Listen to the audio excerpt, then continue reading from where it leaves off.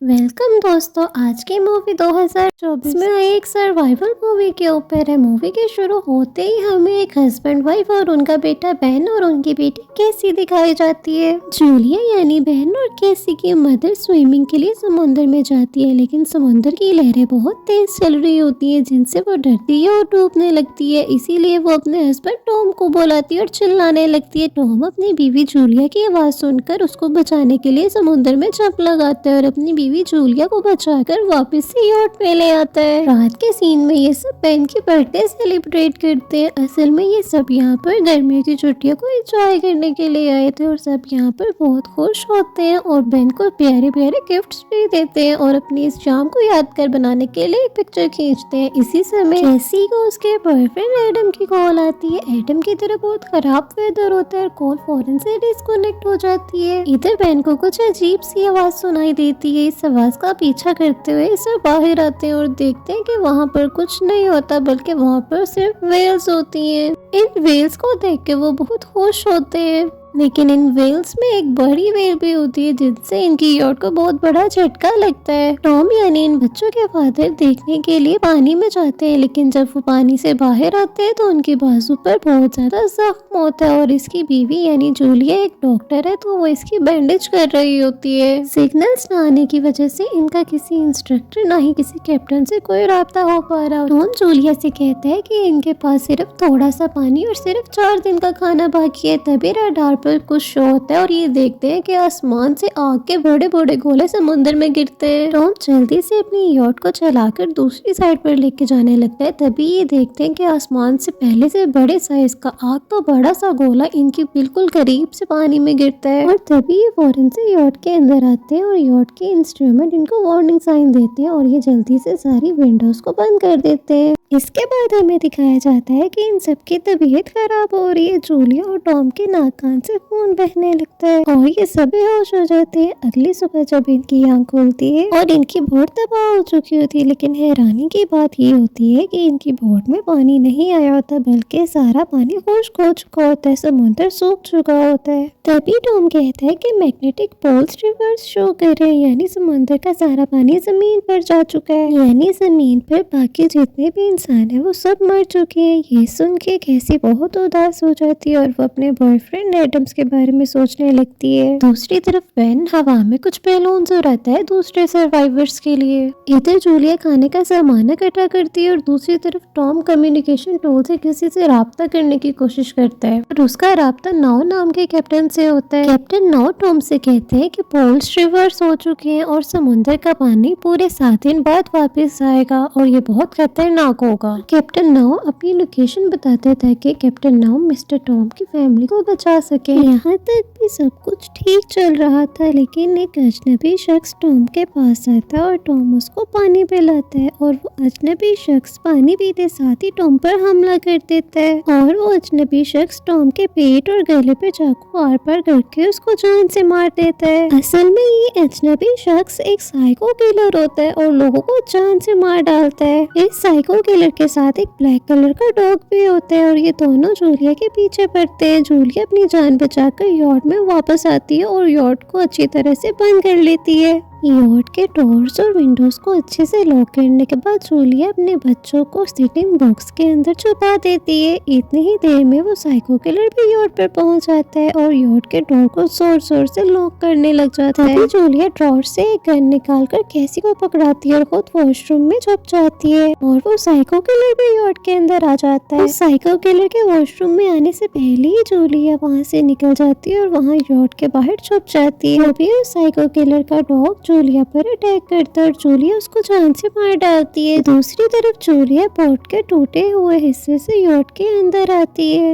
Yacht के अंदर आते साथ ही साइको किलर जूलिया पर अटैक करता है और उसको बहुत ज्यादा मारता है। इतनी ही देर में कैसी अपनी गन निकाल कर उस साइको किलर पर मार देती है। उसके बाद वो यॉट से बाहर निकल आते हैं और टॉम के पास बैठकर बहुत रोते हैं, लेकिन जूलिया देखती है कि वो साइको किलर अब भी जिंदा है और इनके पीछे आ रहा है और वो अपने बच्चों को लेकर वहाँ से भाग जाती है। काफी ज्यादा दूर भागने के बाद वो एक जगह पर आराम के लिए बैठते हैं। तभी कैसी कहती है कि उस बलून की वजह से शायद उसने हमें ढूंढ लिया। इसी वजह से बेन खुद को अपने फादर की मौत का कसूरवार समझने लग जाता है। जूलिया ने अपने बेटे बेन को कायल किया और फिर मजीद चलने लग जाते हैं, लेकिन जूलिया और कैसी को फील होता है कि अभी भी उनके पीछे कोई आ रहा है और जब वो देखते हैं तो वो वही साइको किलर होता है। फिर से वो अपनी जान बचाकर वहाँ से भागने लगते हैं और बहुत ज्यादा दूर भागने के बाद ये दिखाया जाता है कि समुद्र बहुत ज्यादा गंदा है। बहुत ज्यादा चलने के बाद इन्हें एक क्रैश प्लेन दिखाई देता है और ये सब इस क्रैश प्लेन में बैठ जाते हैं आराम करने के लिए। तभी जूलिया, बेन और कैसी को टॉम की बहुत याद आती है और जूलिया बहुत ज्यादा रोने लगती है और वो अपने बच्चों को अपनी शादी के किस्से सुनाने लगती है। जूलिया जो कि एक डॉक्टर है, इसीलिए इसकी मुलाकात टॉम से एक हॉस्पिटल में हुई थी। ये सब बातें करते सो जाते हैं और आधी रात को कैसी की आंख खुलती है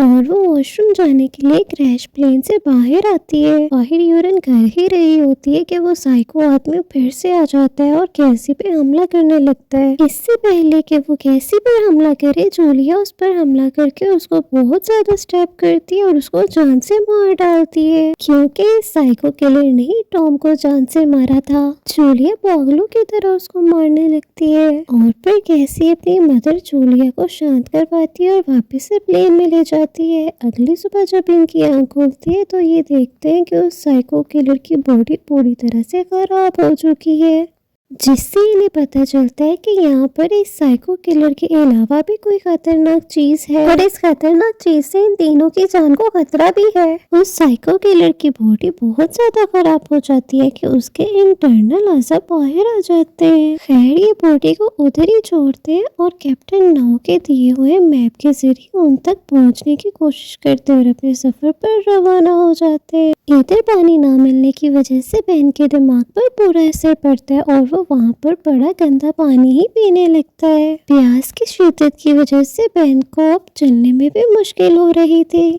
और बेन की तबीयत बहुत ज्यादा खराब हो जाती है कि उससे चला नहीं जा रहा होता। तभी थोड़ा सा आगे जाकर इन्हें टूटी हुई कुर्सियां मिलती हैं और इन टूटी हुई कुर्सियों से वो एक छोटा सा टेंट बनाने की कोशिश करते हैं ताकि इस टेंट को बनाकर और इसके अंदर बैठकर वो आराम कर सके और बेन को अच्छे से इंजेक्शन देकर ठीक करने की कोशिश कर सके। रात होते ही ये सब सो जाते हैं, लेकिन आधी रात को जूलिया की आंख खुलती है किसी आवाज को सुन के और इस आवाज का पीछा करते वो कुछ दूर तक जाती है, लेकिन कुछ दूर जाने के बाद उसे कुछ अजीब सी चीजें दिखाई देती हैं और उनसे डरकर वो वापस फिर से टेंट में आती है और अपने बच्चों, बहन और कैसी को उठाकर वहाँ से भागने लगती है। असल में वो कुछ क्रैब से डरकर भाग रही होती है। क्रैब्स वही होते हैं जिन्होंने साइको किलर की बॉडी का बहुत बुरा हाल कर दिया था और उसके इंटरनल पार्ट्स को निकाल दिया था। भागते भागते उन्हें कुछ लोग दिखाई देते हैं, लेकिन वो लोग इनकी मदद नहीं करते और खुद को बचाने के लिए, उन क्रैब से खुद को बचाने के लिए कंटेनर में बंद कर लेते हैं। इसीलिए जूलिया, बेन और कैसी अपनी जान बचाने के लिए कंटेनर के ऊपर चढ़ जाते हैं, लेकिन एक क्रैब जूलिया के पाँव पर काट लेता है। दूसरी तरफ huge amount of crabs container के टूटे हुए हिस्से से कंटेनर के अंदर चले जाते हैं और उन लोगों पर हमला करते हैं और कंटेनर के ऊपर दिखाया जाता है कि क्रैब के काटने की वजह से जूलिया बेहोश हो जाती है और कंटेनर के अंदर दिखाया जाता है कि वो क्रैब्स फायरिंग के बावजूद इन लोगों पर हैवी हो जाते हैं और इनको मार डालते हैं। काफी देर बेहोश रहने के बाद जूलिया को होश आती है, लेकिन जब उसको होश आती है तो बेन और कैसी उसके पास नहीं होते। वो अपने बच्चों को ढूंढने लगती है और तभी बेन और कैसी अपनी माँ को ढूंढ लेते हैं और उसके पास आ जाते हैं। क्योंकि एक क्रैब ने जूलिया के पाँव पर काट लिया था, इसीलिए उस क्रैब का जहर निकालने के लिए जूलिया अपने पाँव को आग लगाती है ताकि उस क्रैब का जहर इसकी टांग को मजीद खराब ना कर सके। और उन क्रैब से लड़ने के लिए जूलिया और बेन उन मरे हुए लोगों की गन्स ले लेते हैं और फिर कुछ देर आराम करने के बाद जूलिया कैप्टन नाउ से राब्ता करती है और कैप्टन नाउ से बताते हैं कि ऑक्सीजन ना होने की वजह से ये क्रैब इंसानों पर हमला कर रहे हैं।